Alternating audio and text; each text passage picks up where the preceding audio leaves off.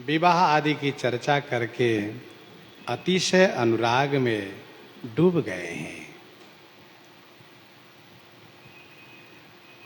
आगे के प्रसंग को प्रस्तुत करते हुए श्री स्वामी प्रियादास जी कहते हैं, चिउड़ा छिपाए काख पूछई कहा ल्याए मोको, अति सकुचाए भूमि तकै दृग भीजे हैं। चिउड़ा छिपाए काख। भगवान श्री कृष्ण श्री सुदामा जी के पांव दबाने लगे, शरीर दबाने लगे और पूछा, क्यों भैया सुदामा, भाभी ने मेरे लिए कुछ भेजा नहीं? तो श्री सुदामा जी बड़े संकोच में पड़ गए, सकुचा गए। द्वारिकाधीश कोमल कोमल खटरस चतुर्वेद भोजन प्रसाद पाने वाले, इनको रूखा सूखा चूड़ा खाने को दूंगा तो ये स्नेहिल है, पा तो जाएंगे लेकिन इनके पेट में दर्द होगा और बाद में कहेंगे सुदामा ऐसा चीज खिला दिया कि मुझे बहुत कष्ट हो रहा है। इसीलिए कांख में छुपाए हैं, दबाए हुए हैं चिवड़ा को। चिवड़ा छिपाए कांख पूछे कहा ल्याए मोको। प्रभु ने पूछा, मेरे लिए क्या लाए हो? अति सकुचाए भूमि तकै दृग भीजे। अति संकोच में पड़ गए और दृग भीजे हैं, भूमि को देखने लगे, नेत्र सजल हो गया, नेत्र से अश्रु गिरने लगा। क्या लाऊं इनके लिए?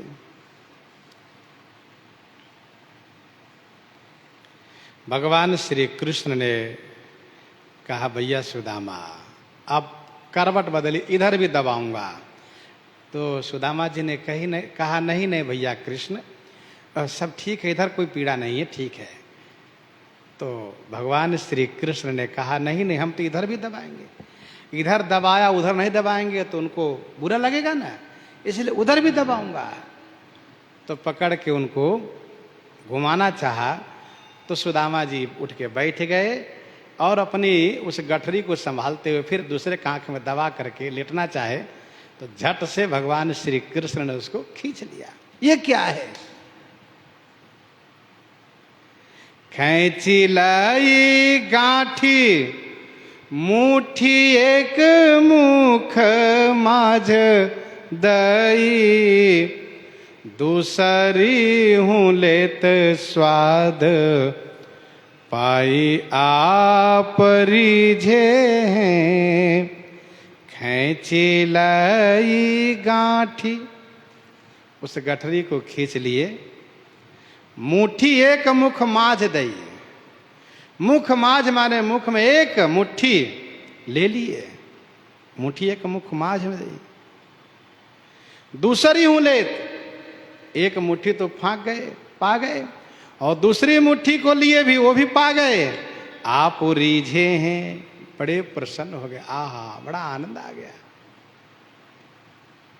भैया सुदामा का ये संदेश भाभी द्वारा भेजा हुआ ये सुंदर चिवड़ा, किसी को तंदुल कहते हैं, कुछ लोग टूटा हुआ चावल कहते हैं, लेकिन स्वामी प्रियादास जी ने कहा चिवड़ा, बढ़िया चिवड़ा है। पड़ोसी से मांग कर श्री सुशीला जी ने दिया था। 2 मुट्ठी तो पा गए, 2 मुट्ठी पाने में 2 लोक दे दिए। अब तीसरा मुट्ठी जब लेने लगे, गायो कर रानी, श्री रुक्मिणी जी ने हाथ पकड़ लिया। क्या बात है, मित्र के संदेश को अकेले खा जाइएगा, हम लोग को नहीं दीजिएगा। गायो कर रानी सुख सानी प्यारी, वस्तु यह पावो बांटे मानो, श्री सुदामा प्रेम धीजे है। रानी श्री रुक्मिणी जी ने हाथ पकड़ लिया, गयो कर रानी।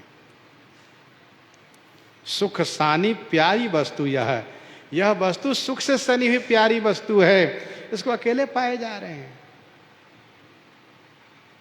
क्या आपने नहीं सुना है कि प्रिय वस्तु को, प्रिय द्वारा प्राप्त प्रिय वस्तु को बांट कर खाना चाहिए, अकेले नहीं खा जाना चाहिए। लोकोक्ति है, बांट के खइबो बैकुंठ ही जाइबो। बांट के खाने वाला बैकुंठ को जाता है, अकेले खाने वाला नरक को जाता है। वस्तुतः श्री रुक्मिणी जी ने यह कहना चाहा कि 2 मुट्ठी में 2 लोग दे दिए, अब तीसरी मुट्ठी में तीसरा लोग भी दे दीजिएगा तो आप कहां रहिएगा।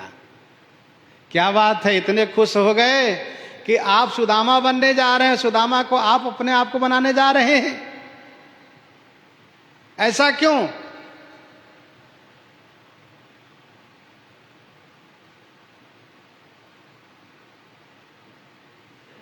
श्री रुक्मिणी जी ने कहा, स्वामी आप अकेले पा जा रहे हैं, अन्य सभी आपकी रानी उलाहना देंगे कि बताइए मित्र के द्वारा प्राप्त भेंट को अकेले खा गए, हम लोग को प्रसादी भी नहीं दिए, 2 तिनका, 1 तिनका भी नहीं दिए, थोड़ा थोड़ा तो बांट के देना चाहिए।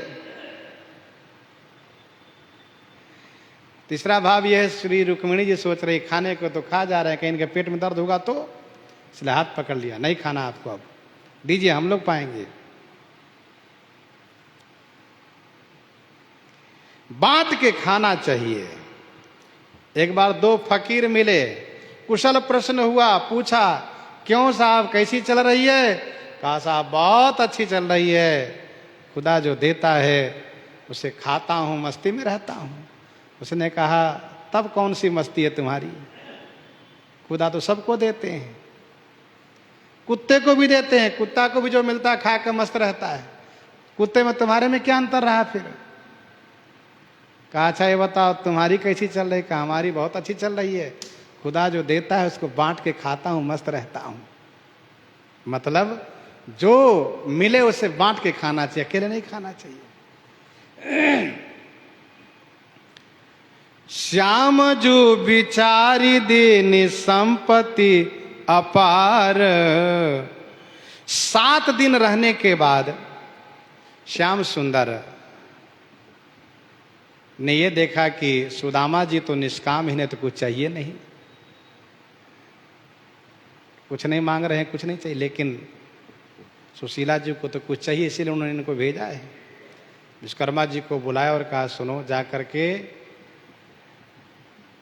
सुशीला जी के मकान को बढ़िया दिव्य राजमहल बनाओ, उनकी झोपड़ी को राजमहल बनाओ। विश्वकर्मा जी गए, बनाने लगे। श्री सुशीला जी ने कहा नहीं, केवल मेरा ही नहीं, मैं इन गांव वालों के भरोसे, इन गांव वालों ने सबने हमें भिक्षा दिया है, इन सब के साथ में रही हूँ, इसलिए मेरा अकेला महल नहीं, यदि आपको बनाना हो सबका महल बनाइए।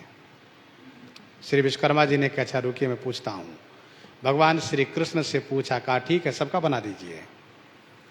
फिर तो नई द्वारिका बना दिए उसको।